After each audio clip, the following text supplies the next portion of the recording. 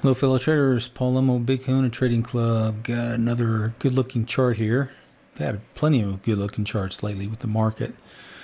And this one's setting up to be a potentially big run if we can get outside of that IPO high back in 2021. And you can see, let's just look at the long-term cycle on this first. We have exactly 3.5 years as a primary cycle.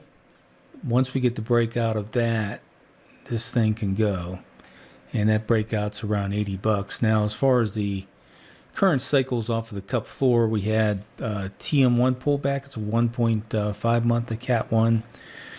The Cat 2 was a TM3. It's a 5 to 7 month cycle, and then the Cat 3 was a TM3B, still inside of that 5 to 7 month cycle, and that's at the Cat 3 line. And so basically we have a price squeeze pullback. We have two waves on the pullback into the handle, potentially one more wave down, but it may not violate this low right here. We'll see, but right now it's acting pretty well.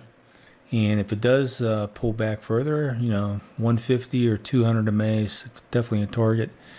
But this is one of those stocks you can scale in based on a breakout of a 3-part high, 5-day high, 10-day high, and 25-day high.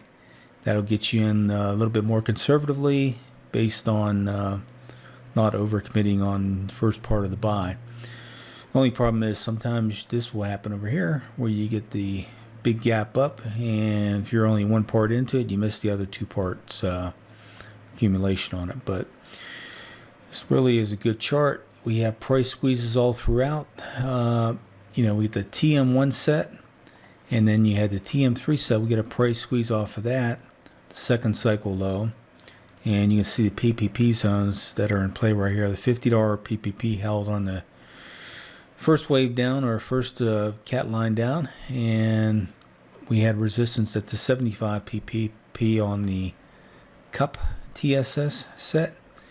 And once we get a breakout of that line right there, we should be in good shape. We have earnings coming up on November 6th, so that has to be watched. But chart-wise, the chart's saying the odds are much higher on the long side to resolve with the earnings. But you never know. Sometimes it can shake out for a few days afterwards and then get your upside. But anyways, this is a really good long-term chart. Let's look at the targets based on the cycle off of lows. We got probably a 5 to 7.